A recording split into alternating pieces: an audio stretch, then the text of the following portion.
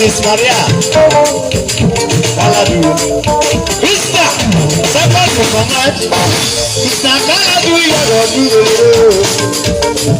Ile Loji Uwanye Waroji Towareji Uwanye Waroji Towarele Are Loju Lele Are Noria Lele Oju Are Minaria Tope Fure Oju Aruparu Noria Asado Nyolele Aku Olele Hey Mr. Kaladu Mr. Yoju Lele One day we are now Rosas One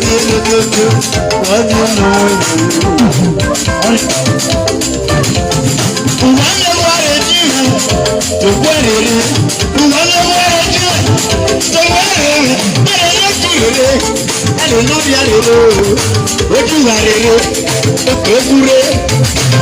rẹ̀